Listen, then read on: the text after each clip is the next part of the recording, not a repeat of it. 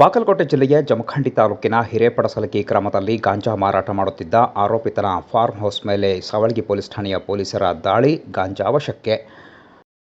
PSI Shivananda ಸಿಂಗಣ್ಣವರ್ ಅವರ ತಂಡ ದಾಳಿ ನಡೆಸಿ 802 ಗ್ರಾಂ ಗಾಂಜಾ ವಶಪಡಿಸಿಕೊಂಡ ಬಗ್ಗೆ ಮಾಹಿತಿ ಲಭ್ಯವಾಗಿದ್ದು, ಡಿಸೆಂಬರ್ 7ರ ಸಂಜೆ 6 ಗಂಟೆ ಸಂದರ್ಭದಲ್ಲಿ ಫಾರ್ಮ್ ಹೌಸ್ ಮೇಲೆ ದಾಳಿ ನಡೆಸಲಾಗಿದೆ. ಹಿರೇಪಡಸಲಗಿ ಗ್ರಾಮದ 60 ವರ್ಷದ ಚಂದು ಎನ್ನುವ ವ್ಯಕ್ತಿ ತನ್ನ ಬಳಿ ಇಟ್ಟುಕೊಂಡು ಮಾರಾಟ ಮಾಡುತ್ತಿದ್ದ ಗಾಂಜಾವನ್ನು ಪೊಲೀಸರು ವಶಕ್ಕೆ ಪಡೆದಿದ್ದಾರೆ.